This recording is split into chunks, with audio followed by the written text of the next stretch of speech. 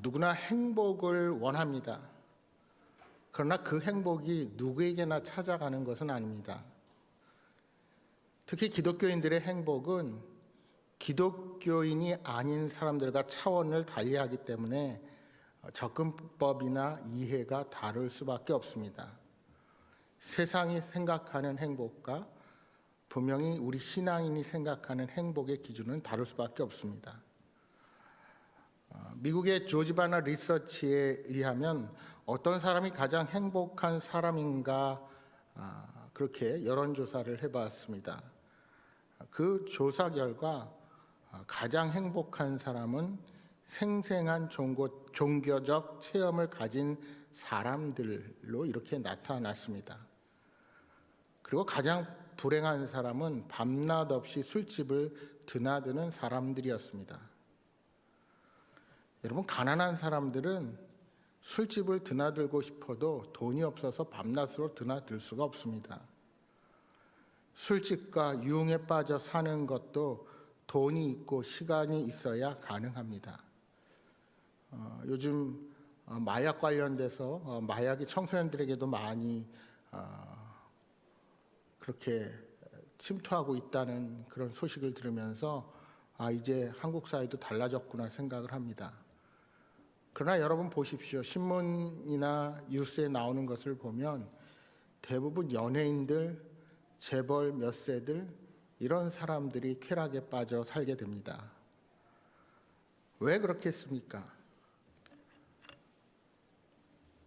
돈이 많은 사람만 어떻게 보면 행복의 기준이 그런 쾌락과 그런 것에서 만족하려는 생각들이 들기 쉽기 때문이겠죠. 이러한 통계 결과대로라면 비록 우리가 힘들고 어려운 시기를 지난다 하더라도 우리가 하나님의 자녀로 살아간다는 이유 하나만으로도 가장 행복한 삶을 누릴 수 있는 사람들입니다. 오늘 읽은 데살로니가전서 5장 16절 이하 18절의 말씀은 우리가 암송할 정도로 잘 알고 있는 말씀입니다. 우리는 항상 기뻐하고 쉬지 말고 기도하고 범사에 감사해야 합니다. 왜냐하면 그렇게 하는 것이 그리스도 예수 안에서 우리를 향하신 하나님의 뜻이기 때문입니다. 하나님은 우리가 항상 기뻐하고 쉬지 않고 기도하고 범사에 감사하며 살기를 원하십니다. 그래서 헬라어 원어 성경에 보면 이 본문을 풀어서 이렇게 말씀합니다. 여러분 항상 기뻐해야 합니다. 쉬지 말고 기도해야 합니다. 그리고 무엇보다 특별히 범사에 감사해야 합니다. 왜냐하면 범사에 감사하며 살아가는 것이 우리를 향하신 하나님의 뜻이기 때문입니다. 그러니까 말씀을 잘 풀어보면 우리가 감사하는 삶을 살아가기 위해서는 항상 기뻐해야 하고 쉬지 말고 기도해야 한다는 것입니다. 따라서 우리 삶의 진정한 감사는 하나님과의 관계가 바로 서야만 가능합니다.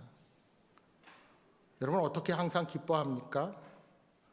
우리 삶에 고난이 찾아오고 역경이 있는데 어떻게 매일같이 기뻐할 수가 있겠습니까? 그래서 하나님과의 관계가 중요한 것입니다. 늘 구원의 은혜에 감사하고 우리를 향하신 하나님의 선하신 계획이 있음을 확신하면 때로는 고난이 오고 슬픈 일이 닥쳐와도 그것은 잠깐 지나가는 것이요 우리에게는 확실한 하나님의 약속이 있기에 우리는 그것을 바라보며 기뻐하는 삶을 살아갈 수가 있는 것입니다. 그런데 이런 질문을 할 수 있을 것입니다. 지금 당장 힘들고 어려운데 그 구원의 은혜를 어떻게 날마다 기억하며 살아갈 수가 있습니까? 눈에 있는 현실의 문제, 나와 가족 그리고 공동체를 힘들게 만드는 문제 앞에서 하나님의 약속을 머리로는 이해하지만 마음에 잘 닿지 않을 때가 많이 있습니다. 그래서 성도는 쉬지 말고 기도해야 합니다. 어떻게 쉬지 않고 기도합니까? 해야 할 삶의 과제들이 많은데 어떻게 기도만 하고 있을 수 있겠습니까? 여러분, 기도라는 헬라어 단어 프로시코마이는 목숨이란 뜻입니다. 말하자면 기도하지 않는다면 죽는다는 의미가 그 안에 담겨 있습니다. 그래서 우리가 기도를 영적 생활의 호흡이라고 합니다. 따라서 쉬지 말고 기도하라는 것은 우리가 호흡하고 숨쉬는 모든 삶 자체가 기도가 되어야 한다는 것입니다. 그것이 어떻게 가능합니까? 그것은 오늘 내 안에 성령님이 계시기 때문입니다. 따라서 우리는 늘 살아가는 그 자리에 하나님이 함께 계시고 하나님 앞에 내가 서 있다는 그런 임재 의식을 가지고 살아갈 때 우리의 삶 자체가 기도가 되고 어떤 환경 속에서도 역사하실 그 하나님을 바라보고 힘을 얻게 되는 것입니다. 여러분, 어느덧 한 해를 마감하고 마무리하는 시간이 다가옵니다. 늘 이때가 되면 아쉬움과 미련이 교차하는 때이기도 하죠. 특히 올해는 좀 더 더한 것 같습니다. 제가 목회를 시작하고 이렇게 또 우리 행복한교회 와서 이제 벌써 횟수로는 9년째예요. 8년 넘게 하면서 사실은 코로나 때가 제일 힘들다고 생각했는데 막상 코로나에서 시간이 바뀌고 나서 느끼게 되는 것은 코로나 이전과 코로나 이후는 성도들의 삶과 태도가 완전히 바뀌었다는 것에 사실 당혹감도 있고 또 이렇게 한 해도 아닙니다.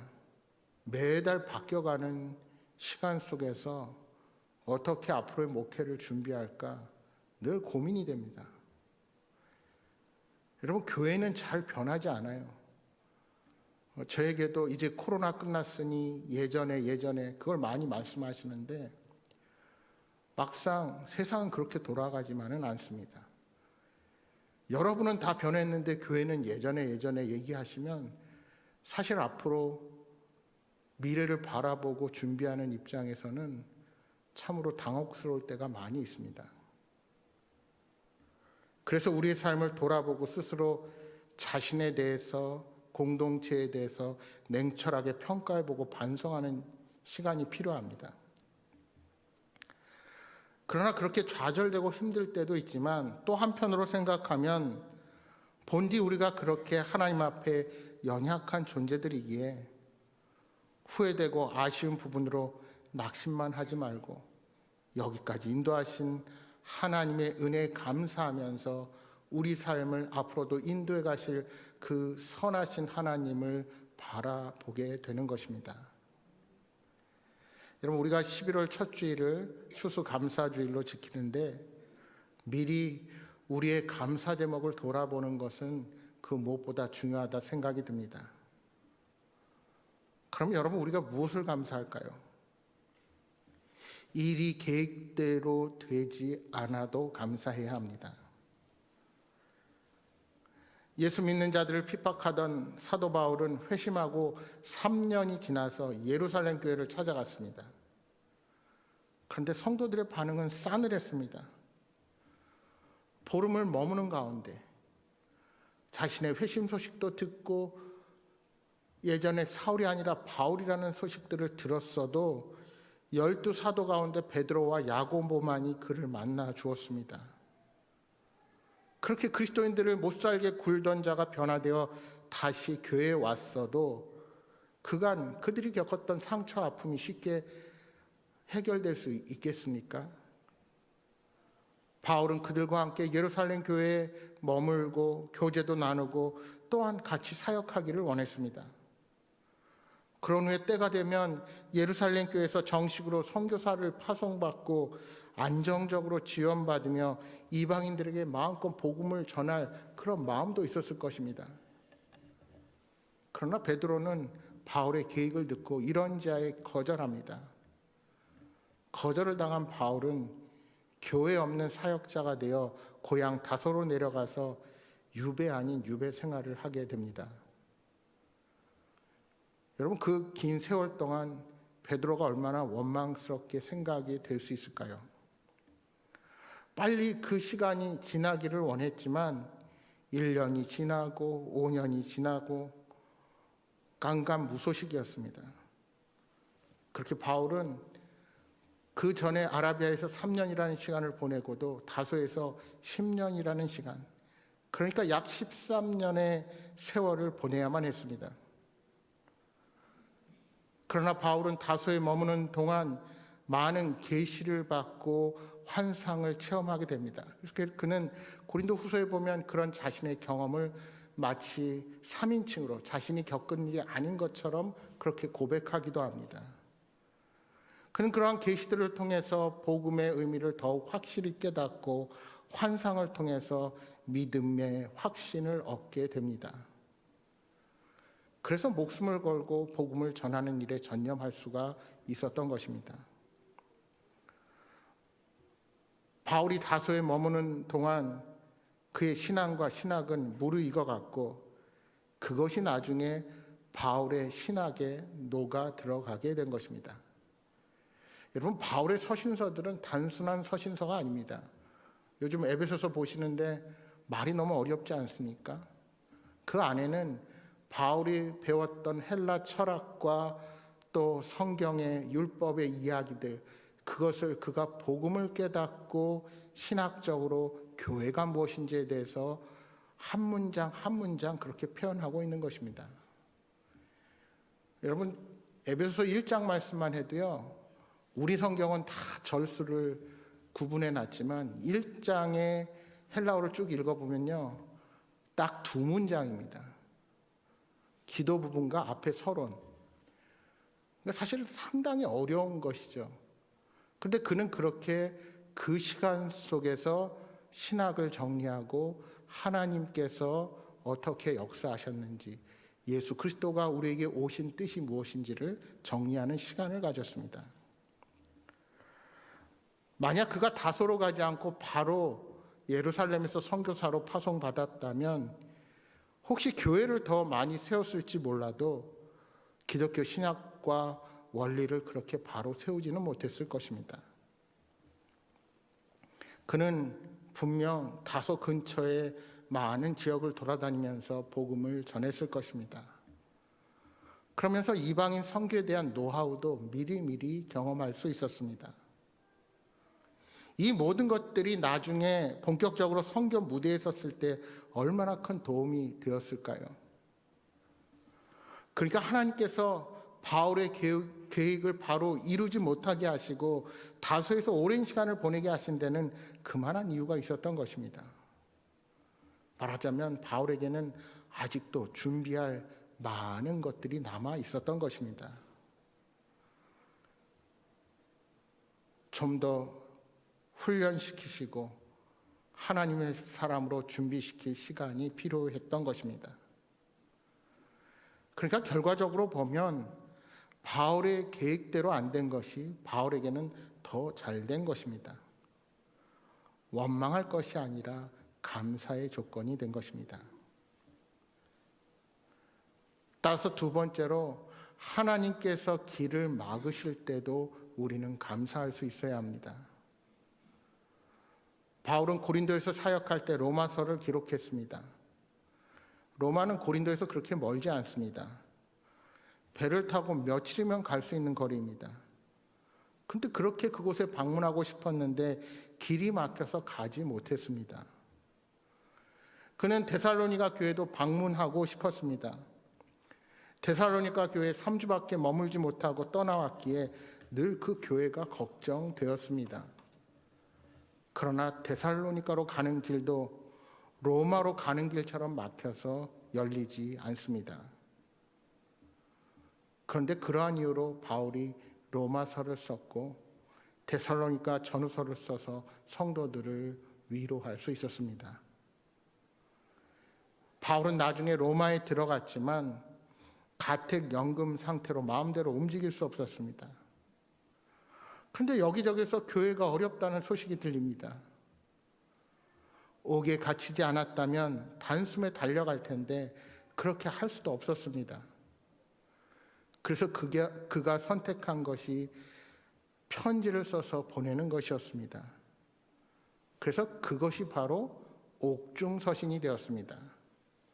앳빌 골몬, 에베소서, 빌립보서, 골로새서, 빌레몬서는 이렇게 해서 탄생한 서신들입니다. 여러분, 우리나라에 처음 입국했던 언더우드 선교사는 신학교 시절 그가 선교사를 꿈꾸게 된 것은 인도 선교를 꿈꾸고 신학교를 가게 되었습니다. 그러나 하나님께서는 미지의 땅, 그 당시에는 중국밖에 알지 못했던 그 미지의 땅으로 그는 발걸음을 옮기게 된 것입니다. 잠언 16장 9절에 말씀합니다. 사람이 마음으로 자기의 길을 계획할지라도 그의 걸음을 인도하시는 이는 여호와시니라.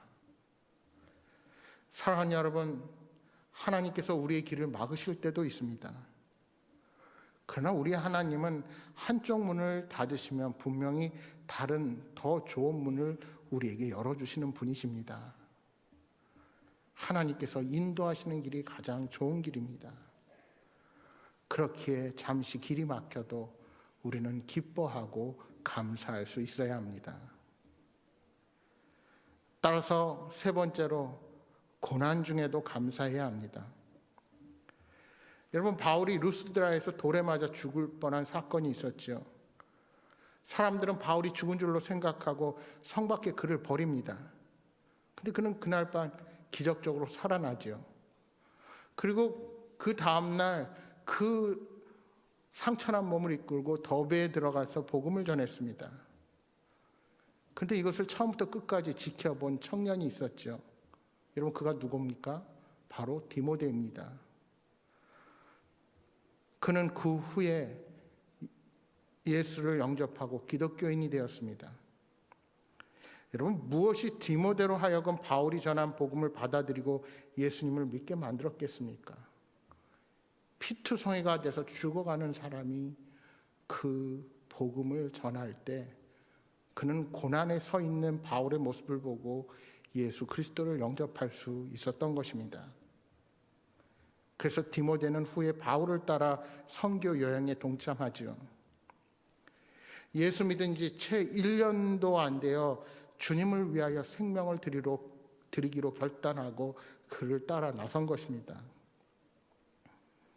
바울은 돌에 맞아 죽어가는 당시에는 그가 당한 고난 앞에 매우 힘들었을 것입니다. 왜 내가 이런 고난을 당해야만 하는지 이해가 가지 않을 수도 있습니다. 그러나 바울이 후에 디모데를 만나고 그의 변화를 보면서 하나님께서 주신 고난의 이유를 알고 감사할 수 있었을 것입니다. 여러분, 우리는 하나님께서 하시는 일을 다 이해할 수 없습니다. 그래서 때로는 인내해야 합니다. 신앙에 있어서도 항상 기뻐해야 하고 쉬지 말고 기도해야 하며 범사에 감사할 수 있어야 합니다. 항상 쉬지 말고 범사에, 이런 신앙 요소가 바로 우리의 인내를 만들어 갑니다. 왜요? 우리의 신앙은 하루아침에 이루어지는 것이 아니기 때문입니다. 여러분, 성도의 삶은 한순간에 이루어지지 않습니다. 오랜 시간 인내하며 신앙으로 행하고 그렇게 훈련된 모습으로 주님 앞에 서는 자들이 되어야 합니다. 하나님은 바울에게 많은 계시를 주셨습니다. 그러나 그에게 평생 해결하지 못하는 육신의 가시도 주셨습니다. 그래서 그는 평생 육신의 질병에 시달려야만 했죠. 여러분, 육신의 질거 없이 그에게 복음의 능력만 주셨으면 얼마나 좋았을까요? 그러나 바울에게 육체의 가시를 주신 것은 바울이 기고만장해서 교만해지는 것을 막으시려는 하나님의 더 크신 사랑이었습니다.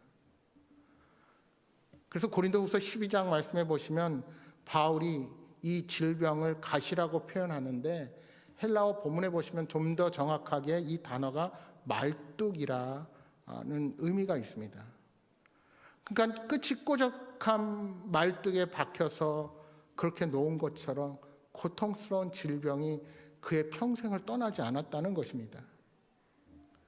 여러분, 누가복음과 사도행전의 저자였던 의사 누가는 바울의 전도를 통해 기독교인이 되었습니다. 의사였던 누가는 바울이 그렇게 연약한 몸을 이끌고 선교행을 하면서 복음을 전하는 것이 무리라는 것을 알아서 그는 바울의 건강이 염려되어서 바울을 따라 나섰습니다. 그래서 그가 누가복음뿐만이 아니라 사도행전까지도 기록하지 않았겠습니까? 그는 디모데나 디도처럼 교회에 파송을 받아서 목회를 하지 않고 바울 곁에서 그를 돌보는 주치의로 그와 함께한 것입니다. 여러분, 바울이 아프지 않았으면 얼마나 좋았겠습니까? 근데 아프지 않았으면 굳이 누가가 따라 나설 필요도 없었을 것이고, 누가가 없었다면 누가복음도 사도행전도 기록되지 않았을지 모릅니다. 사랑하는 여러분, 모든 상황과 조건, 그 모든 여건이 악조건이라 할지라도 하나님 앞에서는 모든 것이 합력하여 선을 이루게 된다는 사실을 기억하시기 바랍니다. 따라서 우리가 어떤 일을 만나고 어떠한 형편에 처하더라도 기뻐할 수 있고 기도할 수 있으며 범사에 감사할 수 있게 되는 것입니다. 바울에게도 계획하고 기도한 대로 되지 않는 일들이 많이 있었습니다.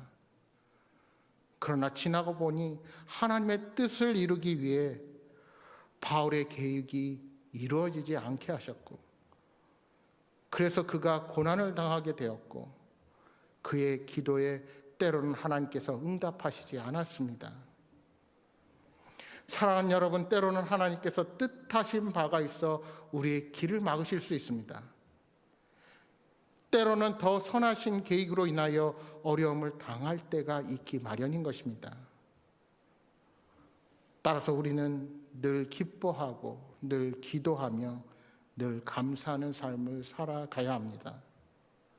사랑하는 여러분, 끝까지 선하신 하나님의 계획을 신뢰하며 굳센 믿음으로 마침내 예비하신 복을 성취하는 여러분 모두가 되시기를 주님의 이름으로 축복합니다.